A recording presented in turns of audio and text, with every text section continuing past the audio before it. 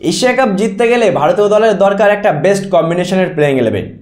বন্ধুরা, হাতে মাত্র আর 14 দিন সময় বাকি আছে। 14 দিন পর কিন্তু এশিয়া কাপ 2025 দুবাইয়ের মাটিতে গড়াতে যাচ্ছে, যেখানে আমরা দেখতে পাচ্ছি ভারতীয় দলের প্লেইং 11 অনেক শক্তিশালী প্লেইং 11। ভারতীয় দলের প্রত্যেকটা প্লেয়ার কিন্তু এক একটা আগুন। তার সত্ত্বেও বন্ধুরা এটা বলবো যে ভারতীয় দল বিগত 20 দিন ধরে কিন্তু কোনো প্রস্তুতি করছে না, কোনো ম্যাচ প্র্যাকটিস খেলছে না।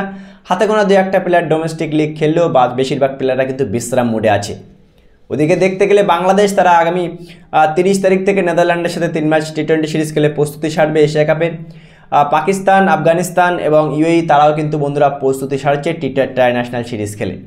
দেখতে গেলে বন্ধুরা ভারতীয় দল কোনো প্রস্তুতি সারছে না।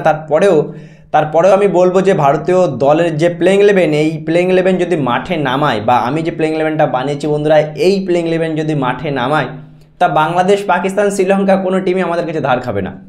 সো বন্ধুরা, সবার আগে আমি আমার প্লেইং 11টা বলি, তারপরে বেশ কিছু আলোচনা করব। আমার ওপেনার অভিষেক শর্মা, শুভমান গিল, তিলক বর্মা 3 নম্বরে, 4 নম্বরে সূর্যকুমার যাদব, 5 নম্বরে হার্দিক পান্ডিয়া, 6 নম্বরে Jitesh Sharma as a wicket keeper, 7 নম্বরে অক্ষর পটেল, 8 নম্বরে জসপ্রীত বুমরা, 9 নম্বরে হর্ষদীপ সিং, 10 নম্বর কুলদীপ যাদব, 11 নম্বর বরুণ চক্রবর্তী। বন্ধুরা, এই প্লেইং 11টা তোমাদের কেমন লাগলো? সুতরাং আমি আরও একটু আলোচনা করতে চাই এই প্লেইং 11 নিয়ে। অনেকেই হয়তো ভাবছে বন্ধুরা যে সঞ্জু স্যামসনকে আমি কেন রাখলাম না। ভাই, সঞ্জু স্যামসন আমার সব থেকে প্রিয় খেলোয়াড়। সঞ্জু স্যামসন টি20তে যেখান থেকে ওপেনিং করছে সেখান থেকে সব থেকে বেস্ট লাগছে।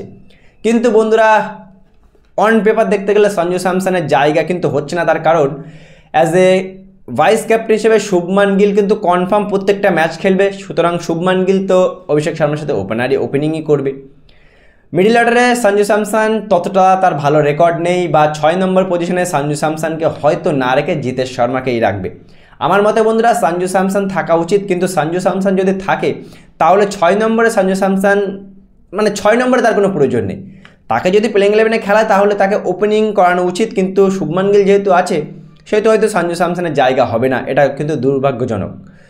আমার টিমে বন্ধুরা 5টা প্রপার ব্যাটসম্যান আছে, 2টো অলরাউন্ডার অক্ষর পটেল, হার্দিক পান্ডিয়া, 2টো ফাস্ট বোলার জসপ্রীত বুমরা, হর্ষদীপ সিং, এবং 2টো প্রপার স্পিনার। যেহেতু ইউএইর মাটিতে ভারত বেশিরভাগ ম্যাচগুলো দুবাইতে খেলবে, সুতরাং আমরা দেখেছি যে দুবাইতে এর আগে যে চ্যাম্পিয়ন ট্রফিটা হয়ে সেই চ্যাম্পিয়ন ট্রফিতে স্পিনাররা কতখানি ভালো বা কতখানি একটা ম্যাচ উইনার হতে পারে।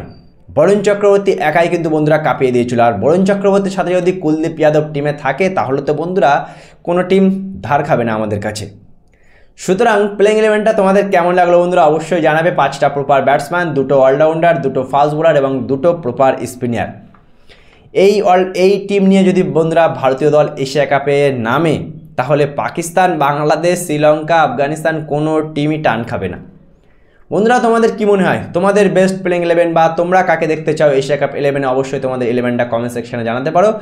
এবং ভিডিওটি ভালো লাগলে চ্যানেলটা অবশ্যই সাবস্ক্রাইব করে বেল আইকনটা প্রেস করে দিও, যাতে তোমরা আগামী এশিয়া কাপ বা ক্রিকেটের আপডেট নিয়মিত পেয়ে যাও।